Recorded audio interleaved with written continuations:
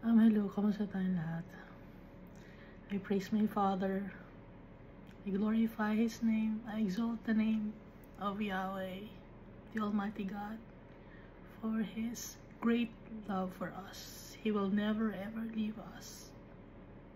He will never forsake us. And He will never change. So yung pagmamahal sa atin ni Almighty Father, hindi nagbabago. And si Jesus Christ, kasama na ni Almighty Father when our Father created us in His image and likeness. Kaya, we are so blessed because kamukha natin, yung tatay natin.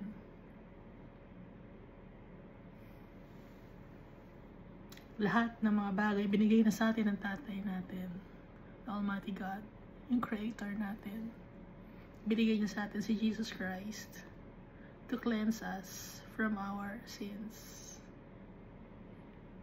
And si Jesus Christ, He is our friend. Tinanggap niya tayo. Gaya ni Almighty Father, tanggap tayo ni Jesus Christ.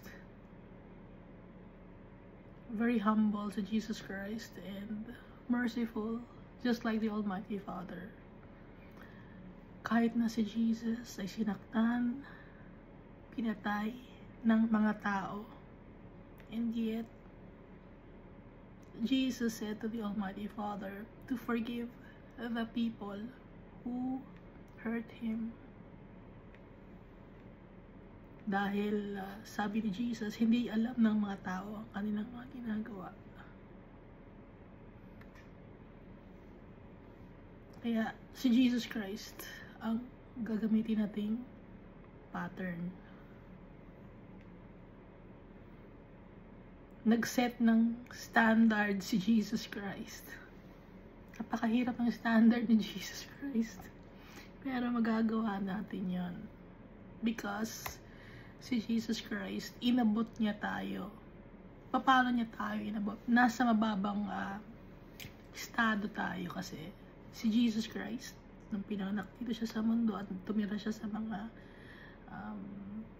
nakasalamuhan niya ang mga tao, nagpakumbaba si Jesus Christ. Kaya alam ni Jesus Christ yung mga pinagdadaanan natin, yung mga pains, trials, and tribulations. Alam ni Jesus Christ.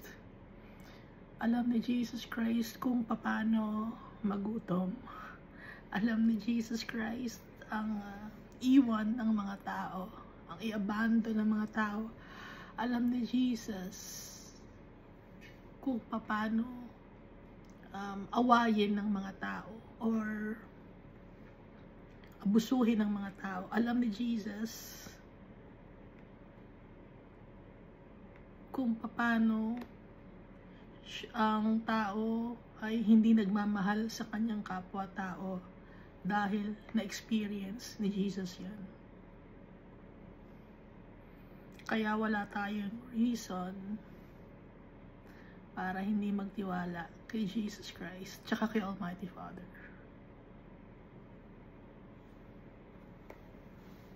Si Jesus, nakaramdam siya ng pagmamahal kay Almighty Father.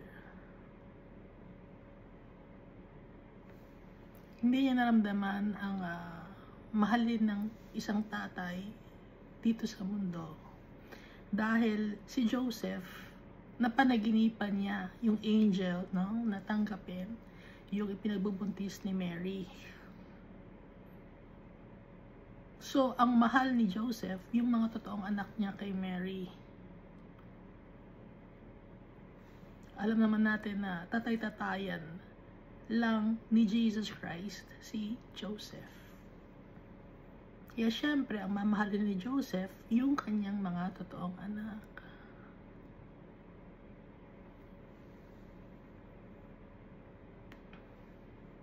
Kaya alam ni Jesus yung mga nararamdaman natin.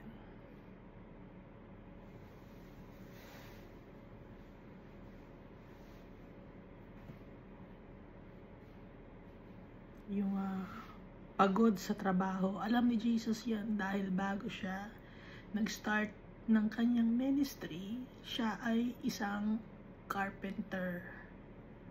Nagbubuhat siya ng mga kahoy, nagpupukpok siya, naglalagari siya ng mga kahoy. So yung kamay ni Jesus Christ, maraming kalyo.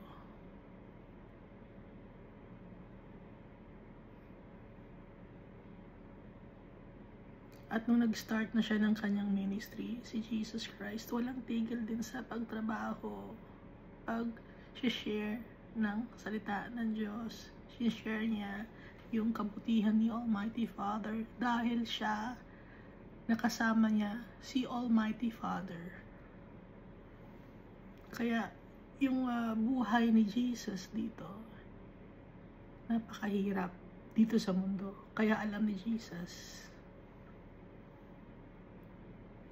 At si Jesus, kaya siya umiyak nung binuhay niya si Lazarus dahil yun na yung start na magpapaalam na siya sa kanyang mga apostles and disciples. Yun na rin ang start na kailangan na niyang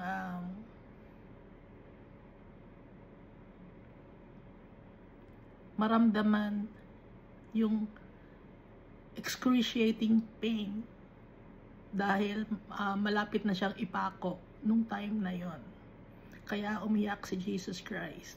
Hindi siya umiyak dahil sa naawa siya kay Lazarus.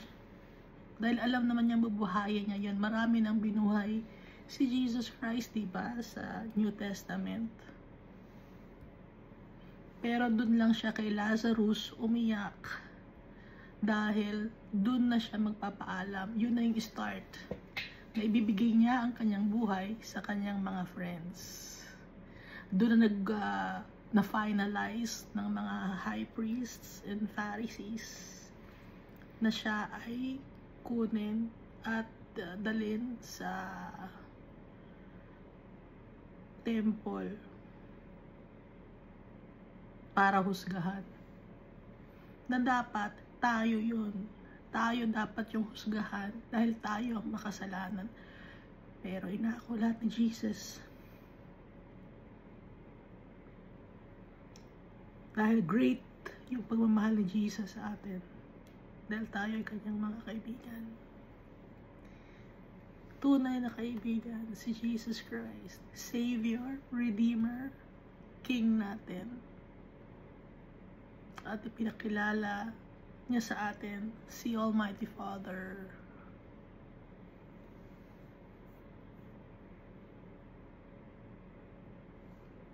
Kaya binigyan ni Almighty Father si Jesus Christ ng kingdom that will never end.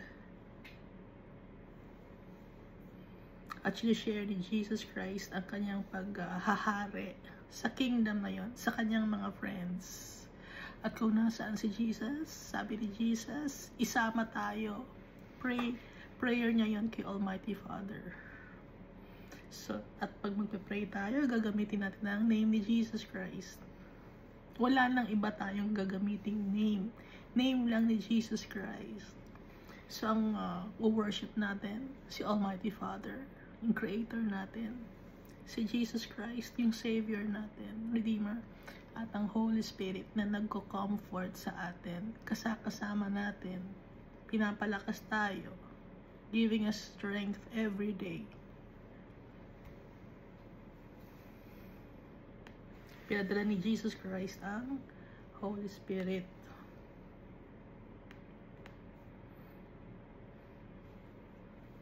Nabasa naman natin yun, di ba, sa Book of John? So last time we read Joel chapter 3. So tapos na tayo sa Joel. Kasi 3 chapters lang ang Book of Joel na prophetic book. So dito sa Joel chapter 3,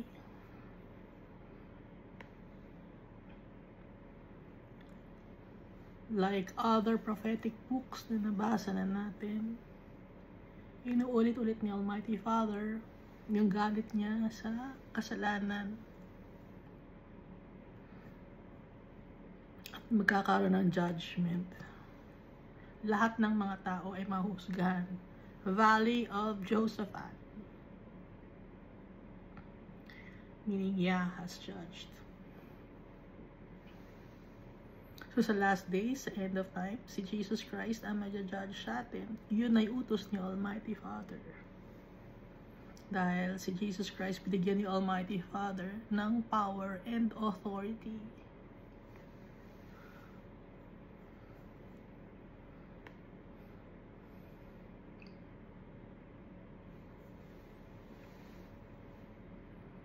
At makikita natin dito sa Joel chapter 3 na si Almighty Father gusto niya lagi ang justice, righteousness, and mercy.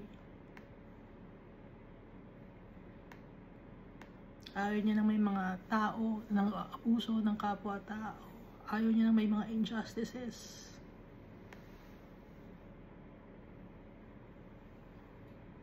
Gusto ni Almighty Father yung kanyang mga anak ay nagmamahalan. Hindi nag-aaway, hindi nagagamitan, hindi ginagawang tuntungan para makaangat. Alam niyo yan, may mga tao na ginagawa nilang stepping stone ng kapwa-tao nila para umangat sila. Ayaw ni Almighty Father ng ganun. Kaya nga, si Almighty Father gusto niya ng justice. Dahil tayo lahat ay pantay-pantay sa paningin ni Almighty Father.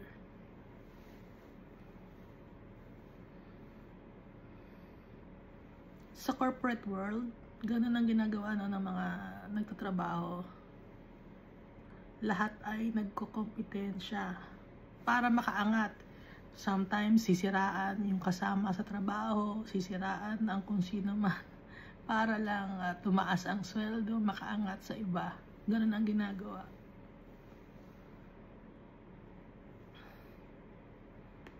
So lahat ng mga ginagawa natin na wickedness, merong kabayaran yon. Merong repayment or recompense. Kaya ang mundo na to ay full of wickedness because of us, tayo na mga tao. Hindi natin sinusunod si Almighty Father. Yung utos ni Jesus Christ, hindi natin sinusunod. Imbis na mahalin natin yung tatay natin, si Almighty Father, dahil sa kanyang mga blessings, anong ginawa natin? We betrayed our Father. We betrayed Jesus Christ.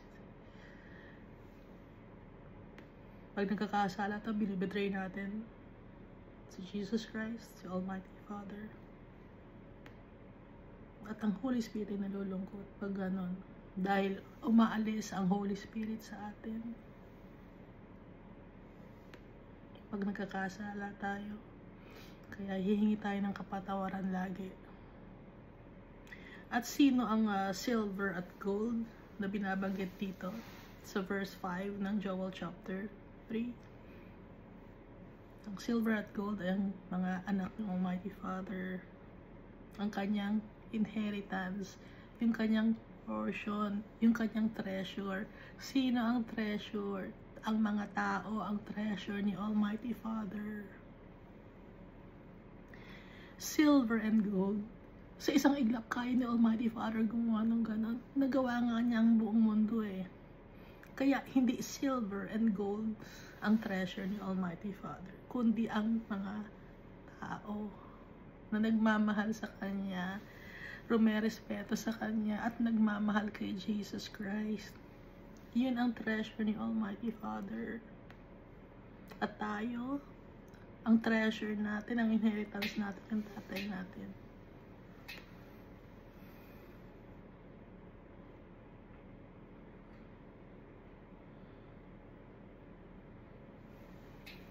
At yung mga tao na wicked, na ayaw kay Almighty Father, they will be punished.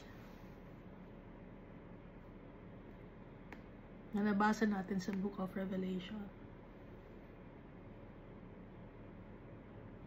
So, laging maging ready ang mga tao dahil hindi natin alam kung kailan ang pagdating ni Jesus Christ.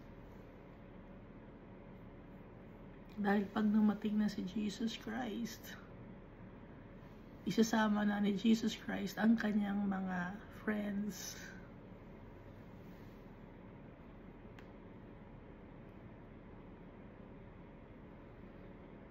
At yung mga wicked people, anong mangyayari sa mga wicked people? Makaka-experience ng mga calamities. Yung soul nila mapupunta sa impyerno. Kaya nga, put in the sickle for the harvest is ripe. Kaya laging ginagamit ay ang tungkol sa pagtatanim para maintindihan ng mga tao, dahil nung time na to, pag nagtatanim, ang gamit ay sickle at saka yung pruning hooks, no? At saka ang tinatanim usually ay mga grapes, kaya wine press. Kaya nagbabanggit ng mga wine. At nagtatanim din ng mga wheat para maintindihan ng mga tao. Kaya symbolic yun, para, kasi kung idediretso, hindi maiintindihan ng tao. Kaya kailangan ng merong ma-visualize ng mga tao. Kaya gumagamit ng mga symbols. Pero hindi pa rin maintindihan ng mga tao.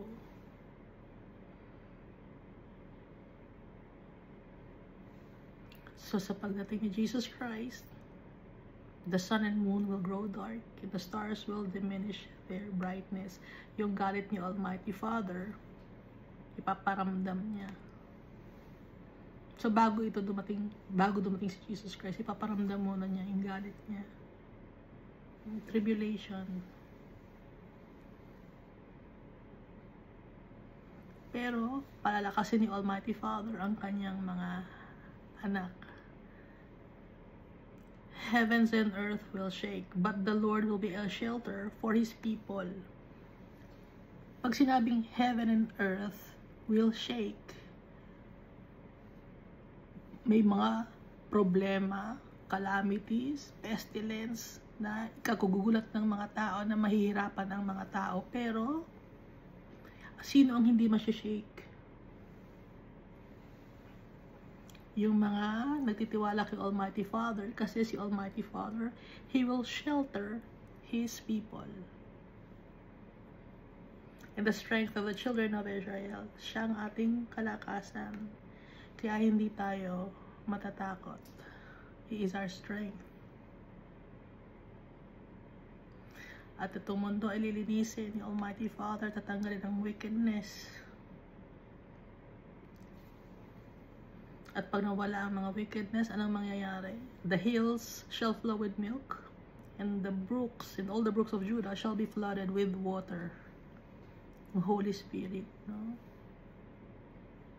And water the valley of acacias. Alam natin, no? Nabanggit natin yung acacia, na meron siyang antimicrobial properties. Hindi siya madaling mabulok or rotten, no? At saka matibay siya. Hindi siya agad-agad nag-chip or na, anong tawag doon? Natatanggalan, na babalian, at hindi aanayin.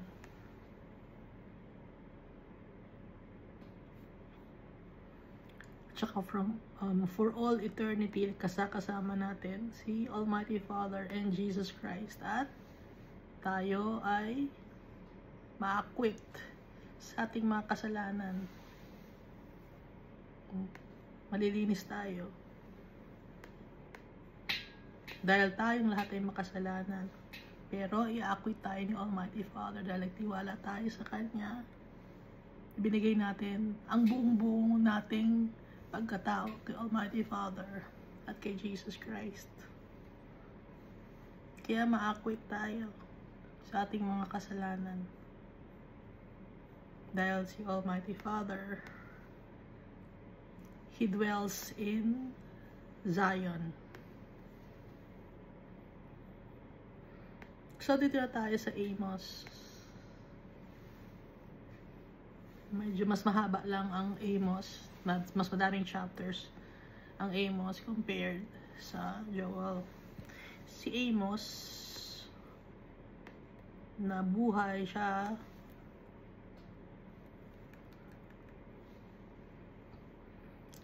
halos kapanabayan ni Isaiah, ni Micah, ni Hosea.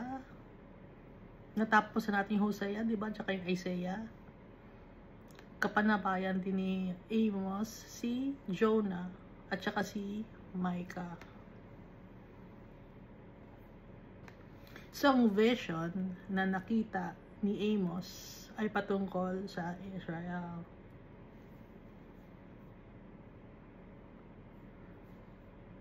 So, basahin natin yung Amos. The words of Amos, who was among the sheep breeders of Tekoa. So, anong trabaho ni Amos?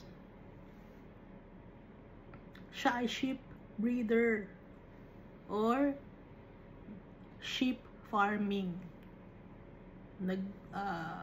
Nag-raise ng mga sheep.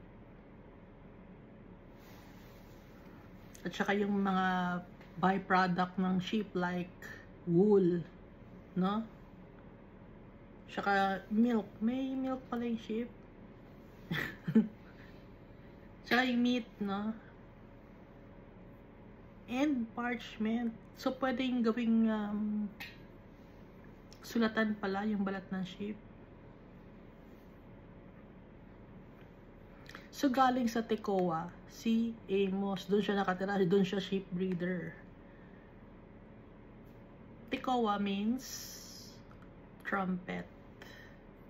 At nabanggit na rin itong Tekoa sa 2 Samuel chapter 14. So, itong Tekoa, nasa bandang Judah. Yung Tekoa, sakop ng Judah. Malapit sa Bethlehem. Ibaba ng Bethlehem. So, Jerusalem, medyo mataas. Tapos, Bethlehem. Tapos, sa kanan, baba kanan, yun ang Tekoa. The words of Amos, who was among the sheep breeders of Tekoa, which he saw concerning Israel in the days of Uzziah, king of Judah, and in the days of Jeroboam, the son of Joash, king of Israel, 2 years before the earthquake. Bago magkaroon ng earthquake. 2 years, no? Bago magkaroon ng earthquake. So, ito ay nasulat after na ng earthquake. Kasi bakit nabanggit na bago mag-earthquake? So, ibig sabihin, nasulat ito ni Amos after na ng earthquake.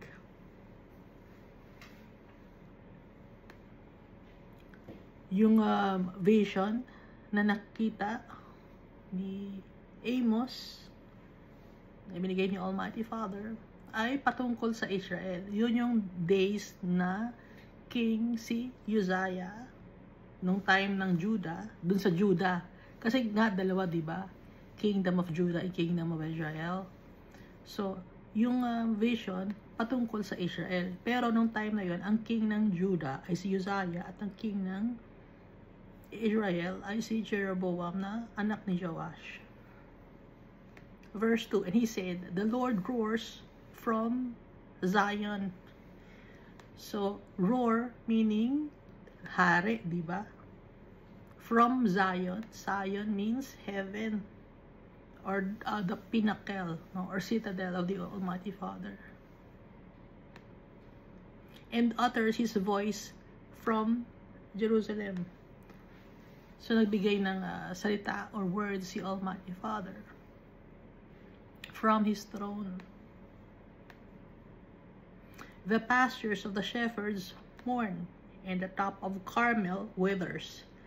The pastures of the shepherds mourn. Ibig sabihin, the people are in distress.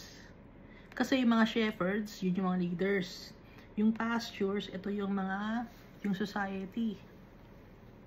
So, yung society, nagluluksa sila, nahihirapan sila, umiiyak sila. Dahil yung mga shepherd, naabuso yung pasture. Hindi sila good shepherd. In the top of Carmel withers. Carmel means garden. So in the top of Carmel withers means na yung mundo nag-wither, deteriorating, fading, or decaying. Bakit nagde-decay? Kahit garden, na ibig sabihin ng Carmel or orchard or park, ang mundo, bakit nagde-decay? Dahil sa kasalanan.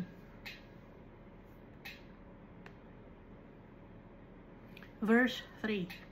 Thus says the Lord, for 3 transgressions of Damascus, and for 4, I will not turn away its punishment, because they have thrashed Gilead with implements of iron.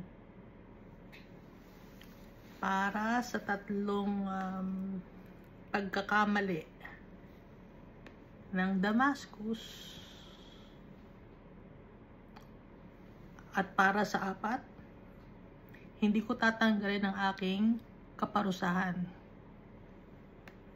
dahil sa pagkakamali ng Damascus. Damascus means a sack full of blood, or period of salvation, or full turn in the pattern of salvation. Mga tao dito. Pag Damascus, ito ay nation or city or na ibig sabihin group of people. Pag nagbabanggit ng mga lugar, mga tao yun. Usually,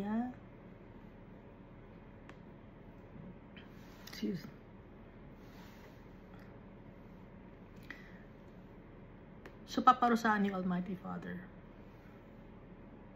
ang Damascus because they have thrashed Gilead with implements of iron. Ano ibig sabihin ng thrashed?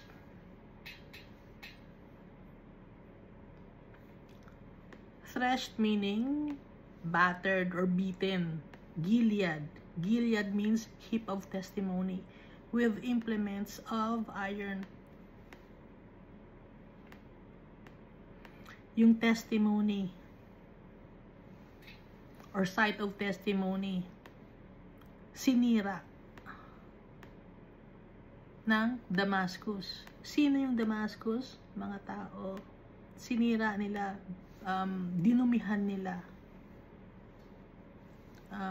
isinawalang bahala, itinapon yung heap of testimony gamit ang iron or batas.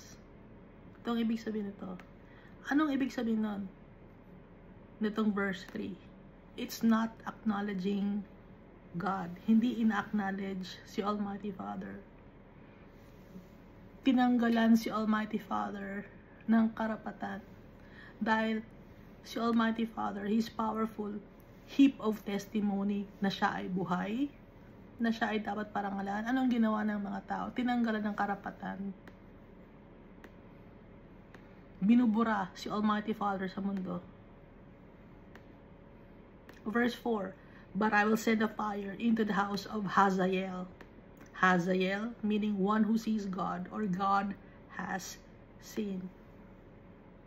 Magpapadala si Almighty Father ng apoy sa bahay ng Hazael, which shall devour the palaces of Ben-Hadad. Ben-Hadad means, yung Hadad kasi, it's a deity, no? Nagsamba ng ibang Diyos or false gods ang sinamba. Tinanggal si Almighty Father at ang inilagay ay mga false gods. Yun ang sinamba, imbis na si Almighty Father. Kaya magpapadala ng fire si Almighty Father sa mga tao. Paparusahan niya ang mga tao, which shall devour the palaces or lugar, or altar, or gathering place ng mga false gods. Sisirain ng Almighty Father. Verse 5, I will also break the bars of Damascus and cut off the inhabitant from the valley of Aven. Aven means emptiness or nothingness. Dahil ang mga tao nakafocus sa mga bagay na walang kwenta. Nothingness. Puro vanity lang. Doon nakafocus ang mga tao. And the one who holds the scepter from Beth Eden. Ano yung Beth Eden? Place of pleasure and delight. Sino nag-hold ng scepter? And the one who holds the scepter from Beth Eden. Sino yung kasamang mapaparusahan? Yung leader na wicked. Na leader ng place of pleasure and delight. Itong mundo na naglilider-lideran yung wickedness. Paparusahan ni Almighty Father.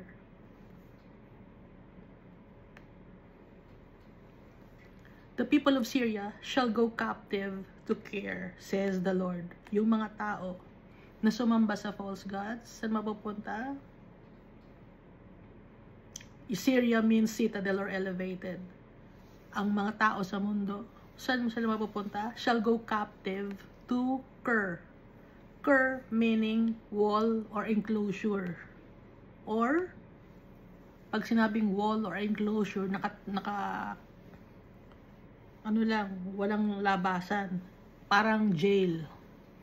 Magiging captive sila sa jail. Ano yung jail? Yung jail, yun yung eternal damnation. Dahil dun sa impyerno, yun ay jail.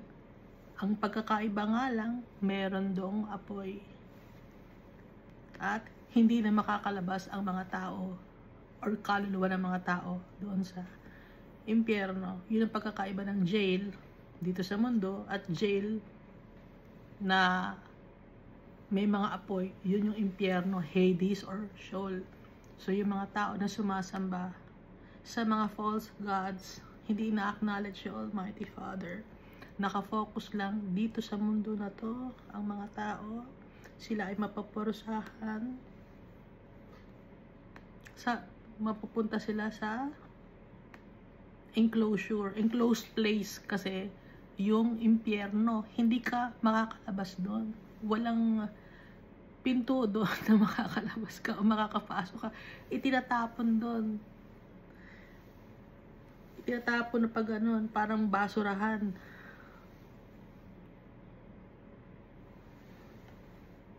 Says the Lord. No?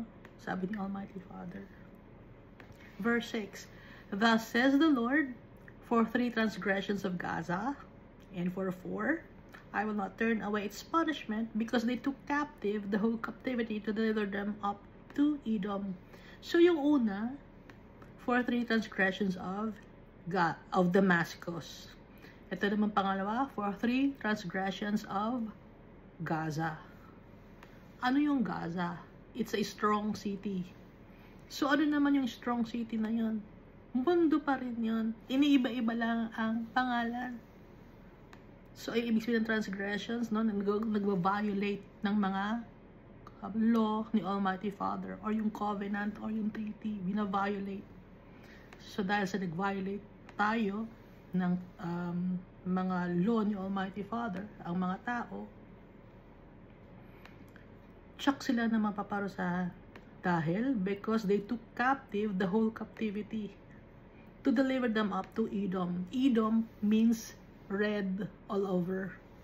Red also symbolizes kasalanan. Anong ginawa ng mga tao? Inimpluwensyahan ang kapwa-tao na magkasala. They took captive. Ginawa nilang slave ang lahat ng mga slaves at dinala sa red. Ano yung red? Kasalanan, no? Red all over. Enabling people, tolerating people, influencing people to commit sins. Kaya nang gagawin niyo, Almighty Father? But I will send a fire upon the wall of Gaza. Magpapadala ng apoy si Almighty Father sa mundo, which shall devour its palaces. Ano yung palaces? Palaces Alam naman ng mga palaces, bahay yun, di ba? So, paano mapapadala ni Almighty Father yung parusa na yun? Maraming ways si Almighty Father to deliver those punishments because He's powerful. Verse 8, I will cut off the inhabitant from Ashdod. Ashdod means stronghold or fortress. They'll be weakened. Akala ng mga tao malakas na sila.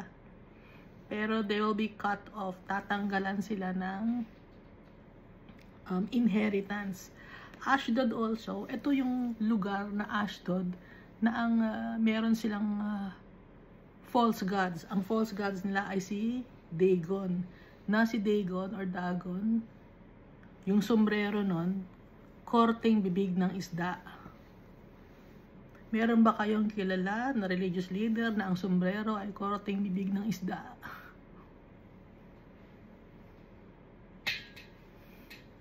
I-check nyo sa internet. Hanapin nyo si Dagon or Dagon. Makikita nyo yung sombrero ni Dagon, korteng bibig ng isda. Bakit ganon? False God. Okay? Tuloy natin yung verse 8, no? I will cut off the inhabitant from Ashdod and the one who holds the scepter from Ashkelon. Pag nagsasabing holds the scepter, ibig sabihin king or nagahari, galing sa Ashkelon or galing sa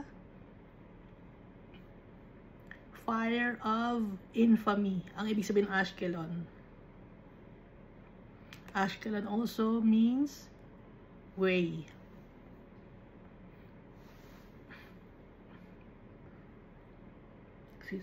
Dito rin galing yung word na kilo sa Ashkelon. So it's weighing. So the one who holds the scepter from Ashkelon. I will turn my hand against Ekron. Ekron means uprooting. Tatanggalan ko. Nakatanim, i-uproot ko. Wala ng power, mamamatay. Di ba pag ang halaman, in-uproot mo, mamamatay. And the remnant of the Philistines shall perish. Yung mga natitira na mga tao na alien or sojourners, mamamatay sila. Says the Lord God. Pag sojourners, ibig sabihin hindi sila taga dito, hindi sila anak ni Almighty Father. Dahil kung sila ay taga dito, anak sila ni Almighty Father dahil ang mundo na to ay ginawa ni Almighty Father.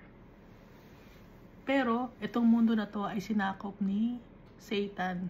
Kaya ang naghahari ngayon sa mundo na to ay wickedness because of Satan. Pero babawiin ni Almighty Father yun. Babawiin ni Almighty Father ang mundo na to. Dahil ang mundo na to para sa kanyang mga faithful followers. Kaya nga, and the remnant of the Philistines shall perish. Philistine also means land of wanderers or nakaw lang ng lupa. Hindi kanilang lupa, pero sinakop nila yung lupa. Parang si Satanas, hindi niya kalupa itong mundo, pero sinakop niya, pinakalat niya ang wickedness. So, yung una, ano yung una? Not acknowledging the Almighty Father, not worshiping the Almighty Father, nag-worship ng ibang gods. Anong pangalawa? Ininfluensyahan ang mga tao na magkasala.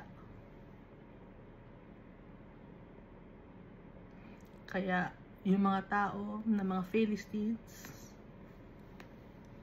yung mga unknowledgeable, uninformed, uncultured, they will perish, says the Lord God. Naintindihan ba natin? Tatanggalan ni Almighty Father kung saan nakatira tong mga Ashdod, Ashkelon, Ekron, Philistine, i-uproot ni Almighty Father, sisirain niya because they tolerate people to commit sin, they influence, they enable people.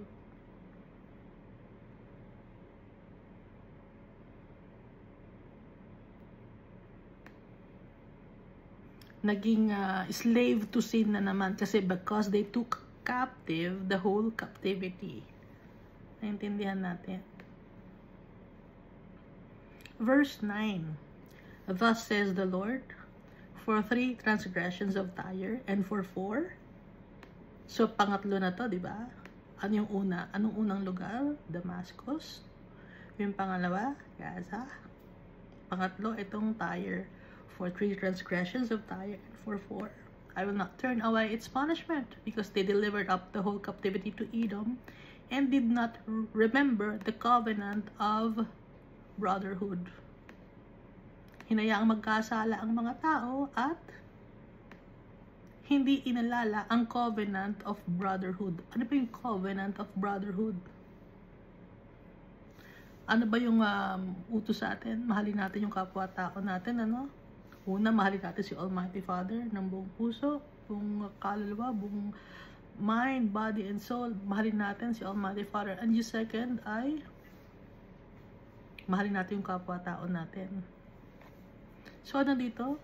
Did not remember the covenant of brotherhood. Hindi minahal ang kapwa-tao. Yung Tyre means rock. Rock, mundo na naman ito. Iniiba lang ang pangalan, pero mundo pa rin. At saka gusto lang i-ano, yung Tyre, ang unang gulong, no? Pero di ba ang gulong dati ay bato? Rock, no? Doon ba galing ang word na Tyre? Na ngayon ang gulong ng mga sasakyan ang tawag ay tire ni English. Kasi ang unang gulong ay gawa sa bato. Ganun ba 'yon? Ha? Ay, syempre walang sasagot. Syempre walang sasagot, no? So, ang pangatlo, anong ginawa ng tao? They did not remember the covenant of brotherhood. Abuse and manipulation. There's no justice. Hindi minahal ang kapwa-tao.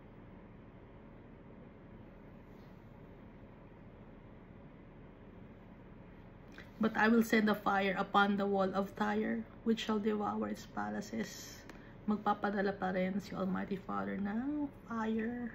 Bakit fire ang pinapadala ni Almighty Father? Puro fire. Baka sabihin nyo, magtaka kayo, bakit fire? Fire, nakakapaglinis yon. Para malaman yung totoo, natatanggal, para matanggal ang kadumihan, kailangan ng apoy. So, hindi masama ang apoy. So, yung impyerno, punong-puno ng apoy doon. No? Napag-usapan na natin yan, di ba? Kaya yung impyerno, punong-puno ng apoy. Gustong linisin yung mga taong nasa impyerno ng apoy, pero hindi na sila malilinis. Kaya naging parusa yung apoy sa mga wicked people. Parang agua oxinada, no? Nakakita na kayo ng agua oxinada, di ba? Pag nilagyan mo ng sugat mo ng agua oxinada, bubula yun.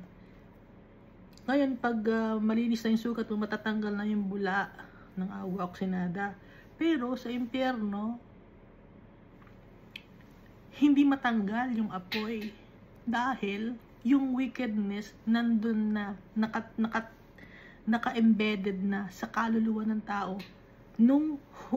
Dahil ang katawan ng tao dapat yung may kaluluwa siya, di ba?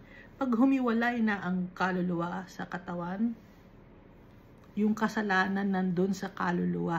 Yung kaluluwa madumi. Kung ang kaluluwa ay madumi, hindi nagtiwala kay Almighty Father, mapupunta sa impyerno. Pero habang nandito sa katawan natin ang kaluluwa natin, humingi tayo ng tawad kay Almighty Father para malinis tayo. Para makuha natin ang ating inheritance, makabalik tayo sa tatay natin.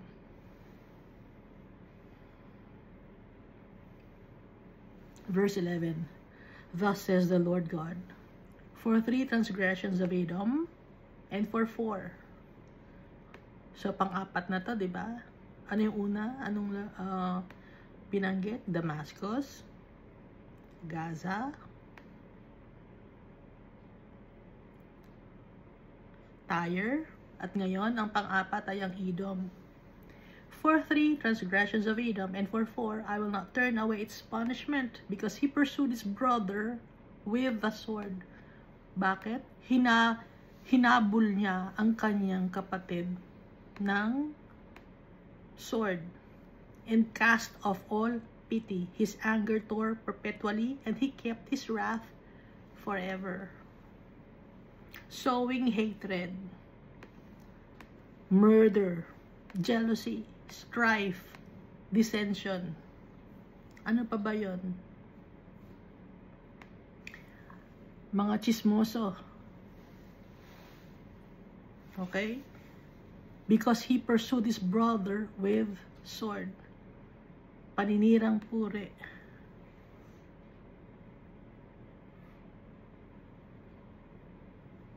Yung galit hindi natanggal sa puso ng tao. Kaya paparusahan ni Almighty Father yung mga taong may galit sa puso, sa kapwa-tao. Kaya tayo, kung may galit tayo sa kapwa-tao natin, papatawarin natin. Dahil si Jesus Christ, kahit pinatay siya ng mga Roman soldiers, hindi siya nagtanim ng sama ng loob, hindi siya nagalit. Diba sabi ni Jesus Christ, Father, forgive them for they do not know what they are doing. Pinatay na si Jesus Christ, ganun pa rin. Or sinaktan na si Jesus Christ, pinalo na, hinagupit ng malakas, tanggal ang mga laman ni Jesus Christ, duguan si Jesus Christ. Iba na ang mukha ni Jesus Christ. Puro sugat. Pero yun pa rin ang sinabi niya, mahal niya ang mga tao. So, si Jesus Christ ang gagayahin natin. Ngayon, ito, nandito sa verse 11 ng Amos chapter 1, hindi minamahal ang kapwa-tao. Pag hindi natin minahal ang kapwa-tao natin, nagkim-kim tayo ng galit sa kapwa-tao natin, hindi rin tayo papatawarin ng tatay natin. Hindi rin tayo papatawarin ni Jesus Christ. Kaya kailangan patawarin natin yung kapwa-tao natin. Hindi tayo papatay ng tao. Hindi tayo mga abuso ng tao. Hindi tayo mananakit ng tao. Dahil para tayo malaman ng mga tao na tayo ay anak ni Almighty Father. Susundin natin ang utos sa atin ni Jesus Christ.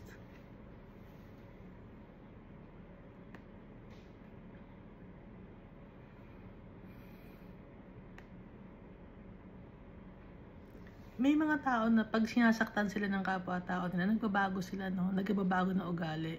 Na, ay sinaktan ako. Dati mabait siya, no? Sumusunod siya sa law ni Almighty Father. Pero, may taong nanakit sa kanya. Anong ginawa niya? Gumanti siya. Hindi lang yung tao na nanakit sa kanya ang ginantihan niya. Sino pa ang ginantihan niya? Yung iba pang mga tao na hindi naman kasali sa kanya, na nanakit sa kanya. Nangganti siya ng ibang tao. Nanakit siya ng ibang tao. Gusto niyang iparamdam yung sakit na naramdaman niya na binigay sa kanya ng ibang tao at ipinaparamdaman naman niya, pinapakalat naman niya yung sakit na yon sa iba pang mga tao. Ayaw ni Almighty Father ng gano'n. Kaya dapat patawarin natin nagkasala sa atin. Nang sa ganun, yung galit sa puso natin mawala, hindi tayo makapanakit ng iba pang mga tao. Ngayon, yung ibang mga tao naman ngayon, magkakaroon, pag nasaktan mo sila, magkakaroon din sila ng sama ng loob, galit sa'yo. Ang gagawin naman nila, sasaktan ka nila. Or, mananakit naman sila ng ibang mga tao. Kaya, hawa-hawa na. No? Nagkakahawaan na, tumatalon-talon yung bad spirit.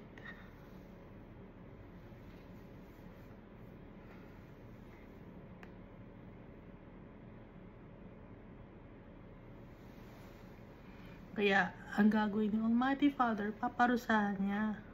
Ano sabi ni Almighty Father? May mga nagtatanim ng sama ng loob at nagpapakalat ng mga wickedness. But I will send a fire upon Teman. magpapadala ako ng apoy sa Timan. Timan means south. Sa mundo pa rin ito. Lilinisin ni Almighty Father. Which shall devour the palaces of Bozrah. Bozrah means enclosure. Same as, ano ba yung isang enclosure dito na nabasa natin?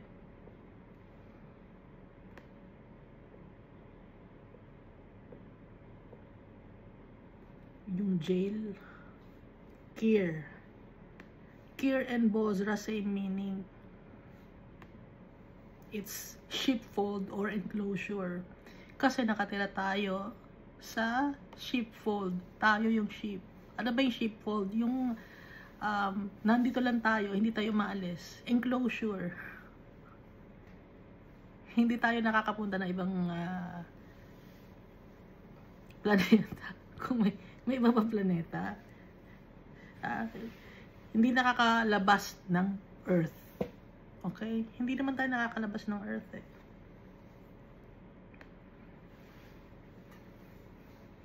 Asan na ba yung mga satellite? Nakakita na ba kayo na may satellite na bumagsak sa lupa? Ulitin ko, ang internet, nasa ilalim ng dagat yung mga cables na malalaki. I-search nyo yung internet. Nasa iba, under the sea yung mga cables. So, paano nagkakaroon ng internet? Dahil sa satellite? No. May mga towers, may mga repeaters. Ganun ang ginagawa. So, yung mga repeaters or towers, may signal yon. Ito yung, sasakupin niya ngayon yung signal. So, dito lahat, nandito lahat sa mundo. Wala sa labas ng Earth. Okay? Kasi, puro mga CGI lang yung nakikita natin sa internet ngayon na may mga signal na nandun sa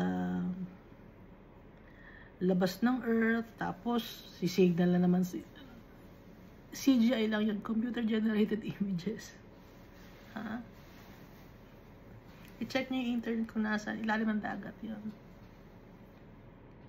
Matagal na yung, hindi nyo ba alam yun? Matagal na ano yun na. Gusto nyo may lagay ko yung link dito na nasa ilalim ng dagat yung internet. Wala sa satellite. Verse 13. Yun ay isa sa mga kasinungalingan, ano? I-add ko lang, kasinungalingan yun ni Satan. Para tanggalin si Almighty Father sa mundo. Tanggalin si Almighty Father sa puso at isipan ng mga tao. Para sabihin na merong Big Bang Theory. But it's just a theory. Si Almighty Father, totoo, mas matagal na tong Bible, salita ni Almighty Father, kaysa sa Big Bang Theory. Tsaka add ko lang, no, nanonood kasi ako ng mga crime investigation. Pag ang isang suspect in-interview ng in-interview ng mga police, ang unang sagot ng mga suspect, yung totoo. Alam niyo ba yun? Hindi alam. Usually, no? Yung una. Tapos, yung mga the rest na lang, pag nasa husgado na, pag nasa korte na, dinadagdagan na nila para ma-acquit na sila. Ganon. Naintindihan niyo?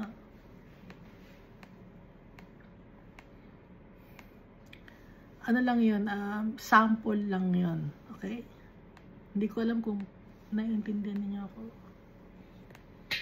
Verse 13. Thus says the Lord, for 3 transgressions of the people of Ammon. Ammon means homies.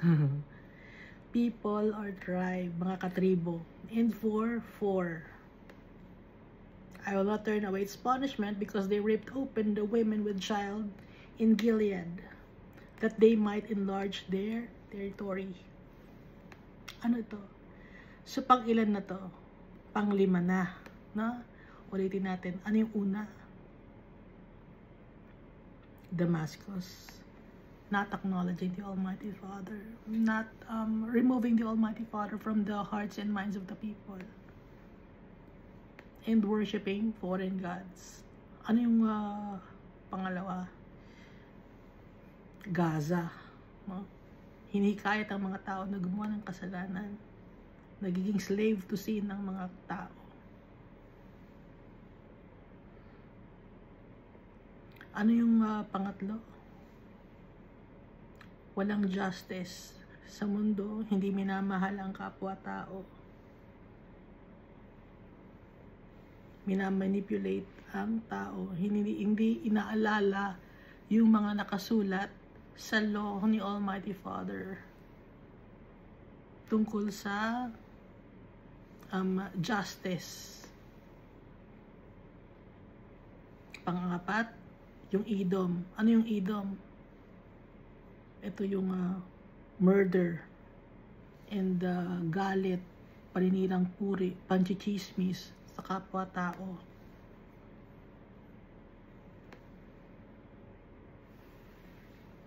Ano yung panglima? Ito, for 3, thus says the Lord, for 3 transgressions of the people of Ammon, or people, or tribe, and for 4, I will not turn away its punishment. Hindi ko tatanggalin ang parusa. Because they ripped open the women with child in Gilead, that they might enlarge their territory. Idinugtong, that they might enlarge their territory. Nananakop. Ano yung nananakop ka nang hindi naman iyo gusto mong sakupin? That's greediness. That's thievery. Ninanakaw mo ang hindi sa'yo. Ngayon may mga nagnanakawan ng lupain. Pag nawawala yung titulo sa isang or nasunog yung City Hall, may lupain doon na ninakaw. Nawala yung titulo dahil nasunog. Sinadyang sunugin. Sino ngayon ang nagmamay-ari ng lupa na yon na nawala ang titulo? Yung mayaman na tao. Anong tawag doon? Greediness. Pagdanakaw.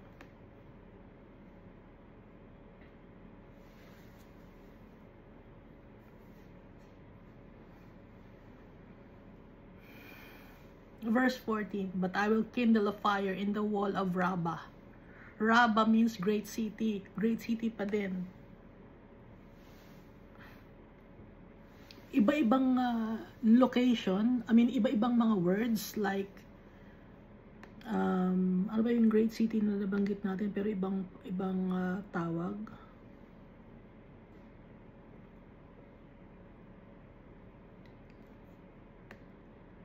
Gaza, strong city. Ito namang isa ay great city. Itong Rabbah. And it shall devour its palaces. Amid shouting in the day of battle, and the tempest in the day of the whirlwind. Sa harvest time. Amid shouting in the day of battle, and the tempest. Tempest means uproar. In the day of the whirlwind, kaguluhan. Anong mangyayari? Their king shall go into captivity, he and his princes together, says the Lord. Sino yung king? Sino yung may scepter? Di ba may nabanggit may scepter? Dito sa verse 8. So, pag may scepter, king din yun.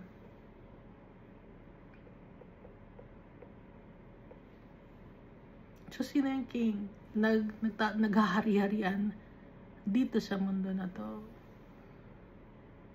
Ang naghahari-harian dito sa mundo na to ay yung mga wickedness, yung mga demon-possessed, yung mga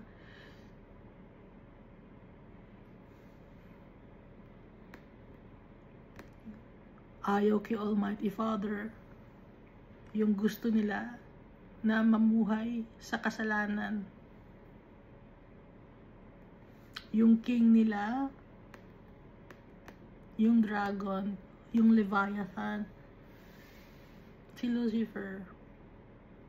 Kaya lahat ng mga wicked people, lahat ng gumagawa ng kasamaan, kasama na ang naghahari sa kanila na kadiliman at wickedness, mapupunta sa captivity.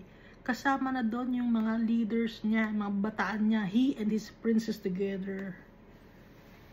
Mapupunta sa eternal damnation, sa day of the whirlwind, or day of the harvest, or harvest time, end of ages, says the Lord. So that's Amos chapter 1. Si Almighty Father, He is for justice, He is for truth, He is for righteousness. At gusto ni Almighty Father nagmamahalan ng kanyang mga anak. Hindi nag-aabusuhan, hindi nagtatanim ng galit o sama ng loob. Dahil yung tatay natin mabait. Nagpapatawad, ang dami nating kasalanan. Pero pinatawad tayo ng tatay natin. Pinatawad din tayo ni Jesus Christ. Kaya dapat magpatawad tayo sa mga kapwa-tao natin. Dahil kung hindi tayo magpapatawad sa kapwa-tao natin, hindi natin tatay si Almighty Father. May mga tao dyan, mga religious people, ang haba ng kanilang mga dinadasal. Pero pagkatapos nilang magdasal, maninira sila ng kapwa-tao nila. Pagkatapos nilang magdasal, may galit pa rin sila sa puso nila. Sa tingin ninyo, dinidinig ni Almighty Father ang kanilang panalangin? Hindi dinidinig ni Almighty Father. Pero baka sabihin nyo, bakit sila mayaman? Ang nagpapayaman sa kanila, hindi demonyo.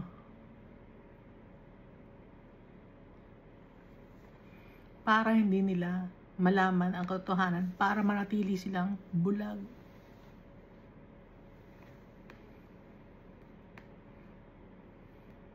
At yung mga tao na ayaw magpatawad ng kapwa-tao, nagugustuhan nila yon. Nagugustuhan nila na magalit sila, na ikimkim nila yung galit nila.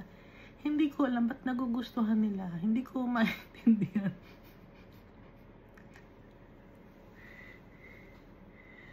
Mahirap ang may galit sa puso. Hindi ko alam bakit yung ibang mga tao gusto nila yon.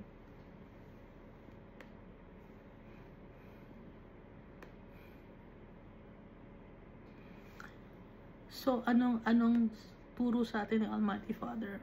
Siya lang yung i-worship natin.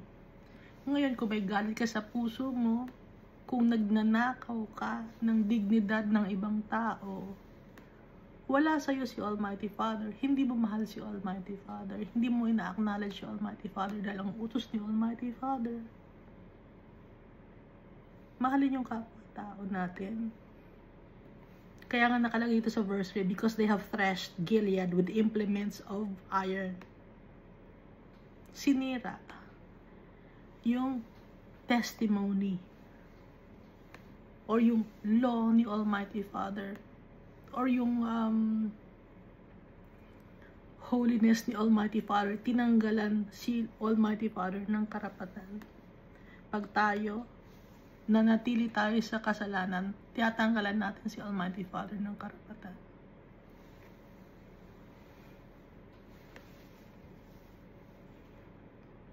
At paparusahan ni Almighty Father yung mga tao na wicked.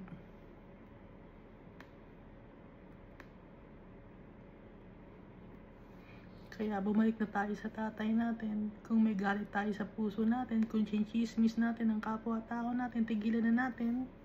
Kung greedy tayo, swapang, ganid, tigilan na. Kung nagnanakaw, tigilan na.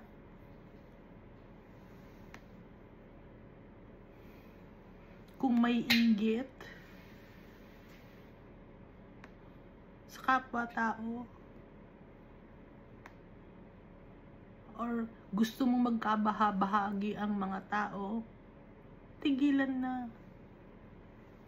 Gusto mong magpakalat ng kasamaan, impluwensyahan ang mga tao, na magkasala. Example nun, i-influensya mo, di ka mag-rally tayo, ini-influensya mo yung mga tao pag ganun. Gusto mo ng gulo sa mundo. Magulo na ang mundo, gusto pa ng gulo. Anong klaseng tao yun?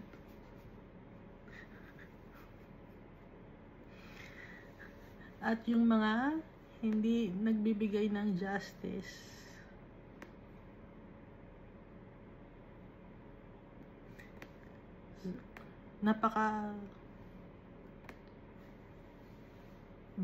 sakit basahin, ano.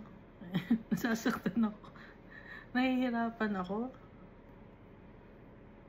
nalulungkot ako. Hindi ko alam bakit ba ako nalulungkot.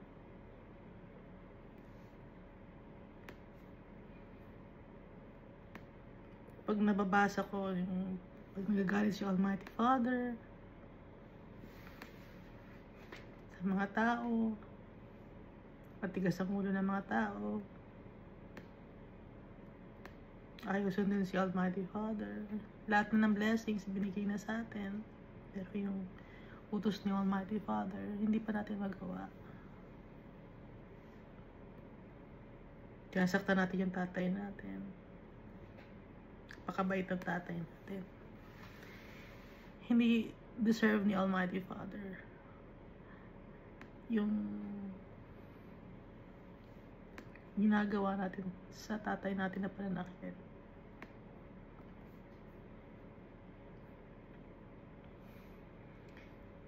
He is slow to anger. Pagpatawad. Kaya wag natin abusuhin yung tatay natin.